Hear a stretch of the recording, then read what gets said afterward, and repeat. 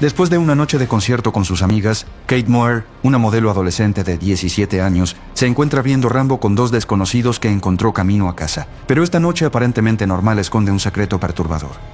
Kate está sentada entre dos de los asesinos seriales más conocidos de Australia, responsables de casi una docena de asesinatos ocurridos en el último mes.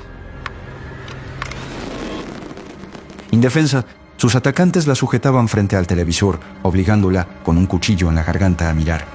Cuando la película llegó a su fin, ella sabía que su tiempo se había acabado.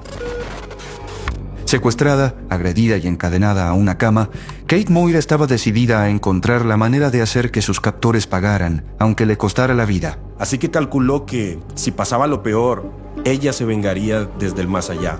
La gente reacciona diferente ante el miedo, pero ella solo pensaba, sin importar lo que me hagan, no se saldrán con la suya. Es lunes 10 de noviembre, un día aparentemente normal en Australia Occidental, pero en los suburbios, una adolescente semidesnuda cubierta de moretones y marcas de ataduras corre por su vida en la calle Morehouse. Casi moribunda, Kate Moore, de 17 años, acaba de escapar de los infames David y Catherine Byrne. Sobrevivir a asesinos seriales no es algo común. Pasé de estar muy asustada, aterrorizada, a pensar, debo hacer algo definitivamente. Descuidada por su captor por apenas un minuto, Kate estaba atrapada en un cuarto con una puerta y una ventana pequeña, ambas cerradas. Sabiendo que probablemente sería su única oportunidad, Kate intentó forzar la ventana. Finalmente tuve el valor de revisar la ventana sin importarme el ruido que haría para romper el seguro.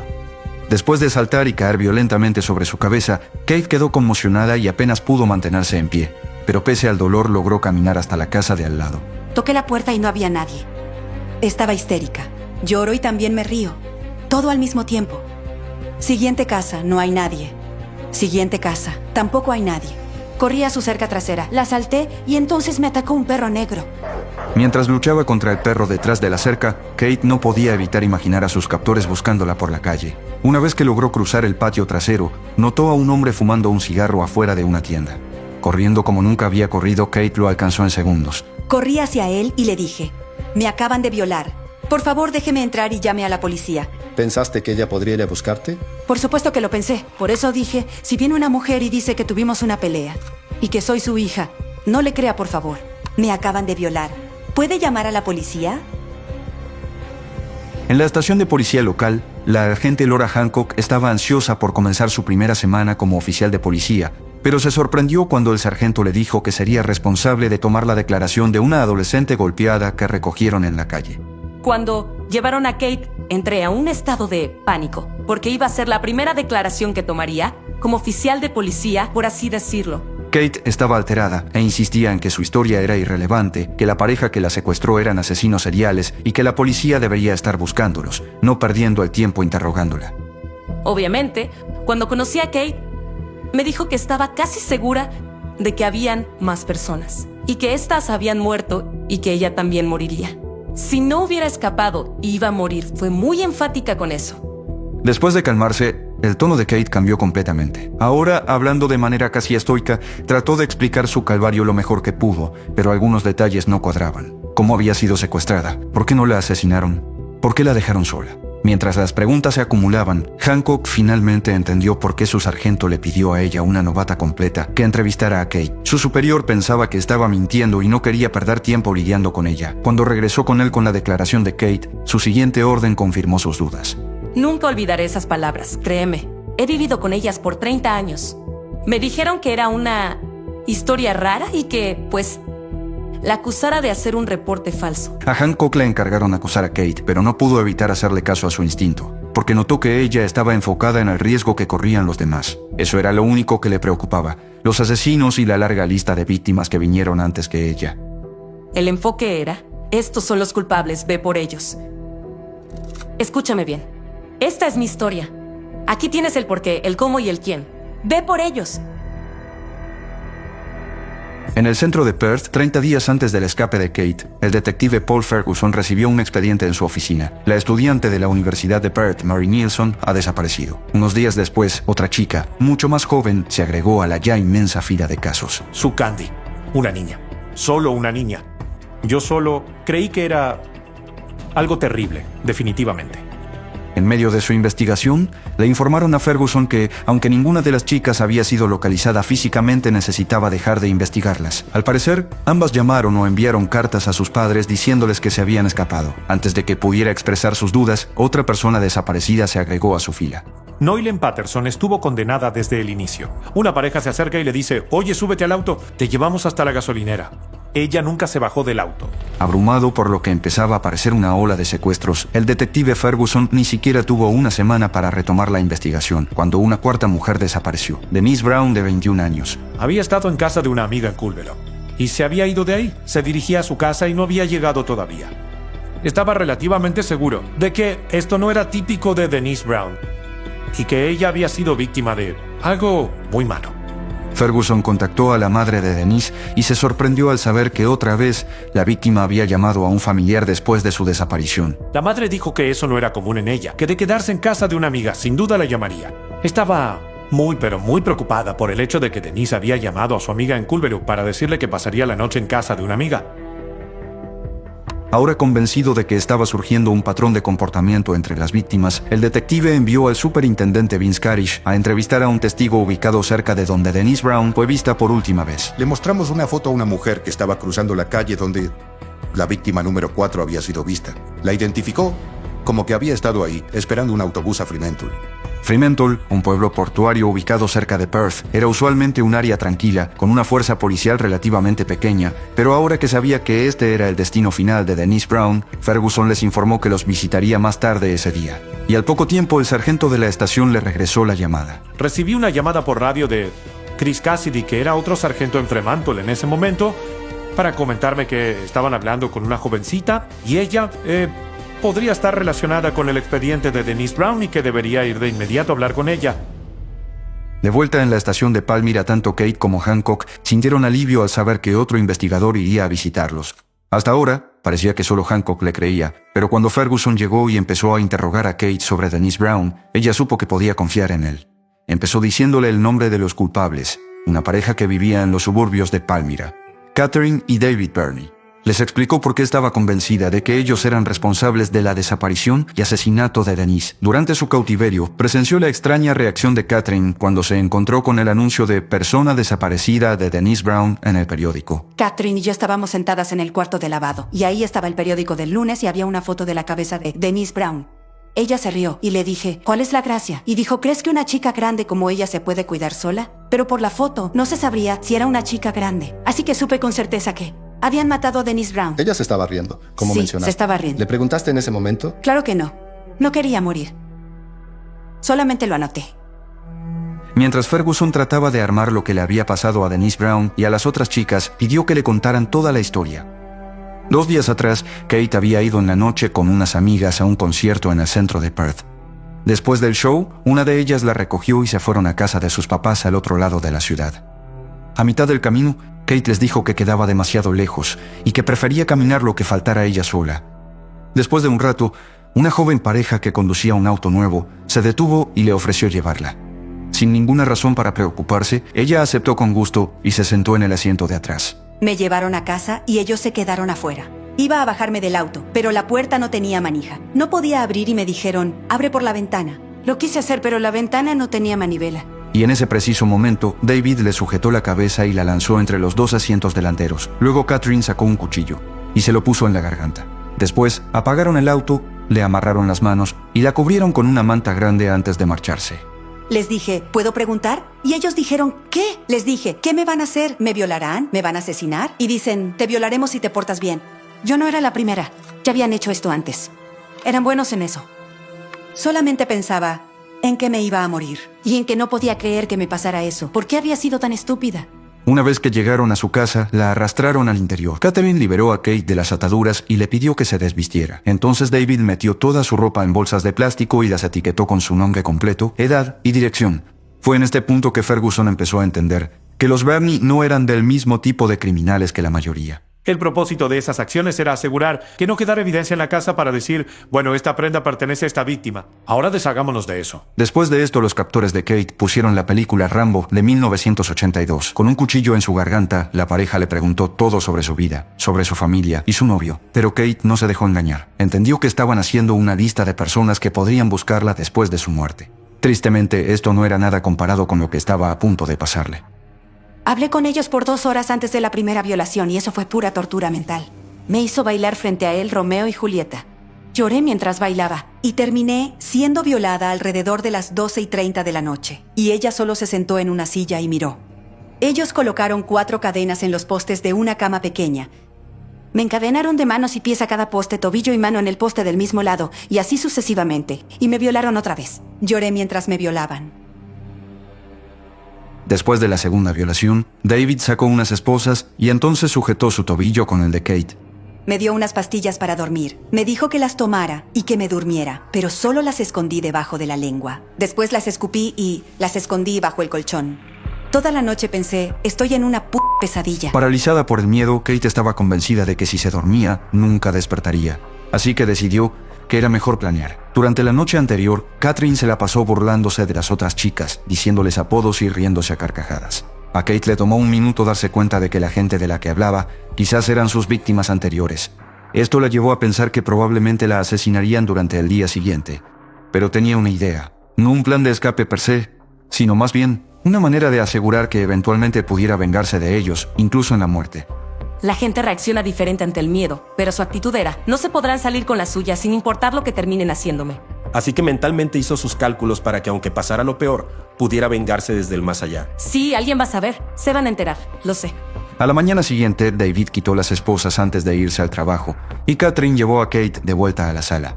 Catherine entonces siguió con el mismo tipo de actividades que le impuso la noche anterior. Kate fue forzada a ver otra película de Stallone, bajo amenaza. Pero esta vez, Kate era la que hablaba. Estaba tratando de hacerse amiga de Catherine para que momentáneamente bajara la guardia, y de alguna manera, funcionó.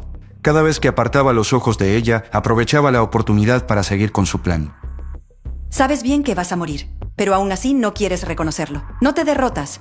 Entonces, ¿cómo mejoraste tus posibilidades? No mejoré mis posibilidades.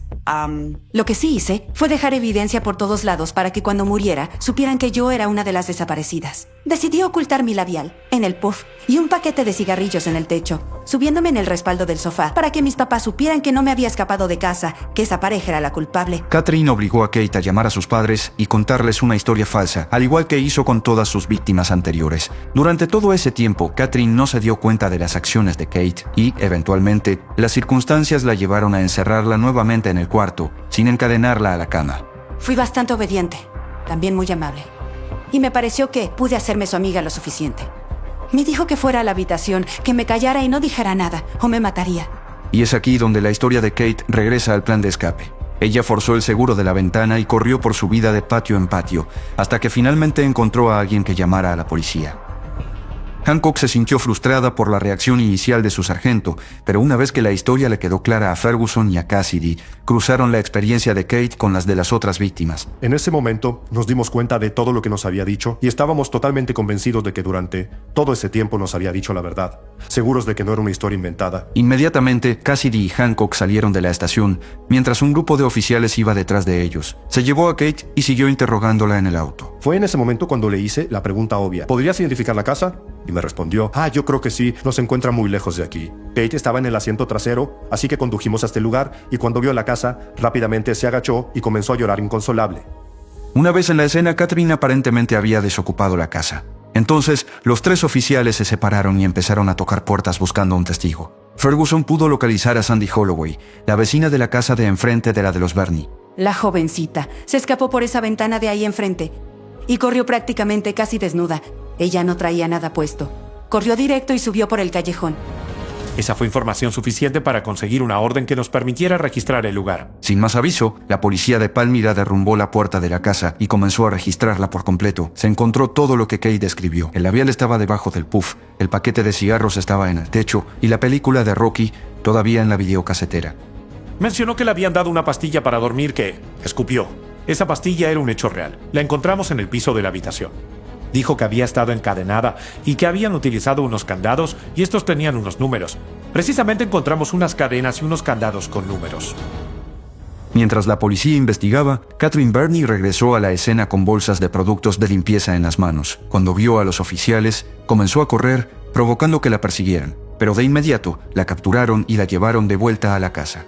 Ella no mostró ninguna sorpresa al vernos. Estaba bastante agresiva y le comentamos que estábamos realizando una serie de investigaciones en relación al caso de una jovencita que nos había reportado el hecho de haber sido secuestrada y mantenida cautiva en su casa. Pero negó saber algo al respecto. Ella nos dijo que vivía en esa dirección junto con un hombre que se llamaba David Birney.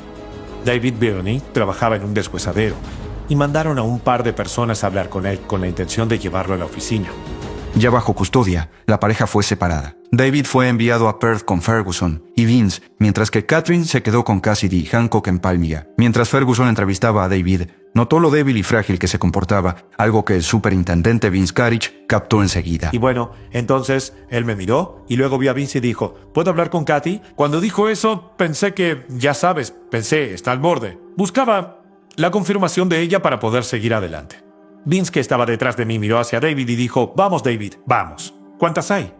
Y miró a Vince y dijo, hay 4. Y nombró a las 4 chicas. Mary Nilsson, Sue Kendi, Noylen, Patterson, Denise Brown.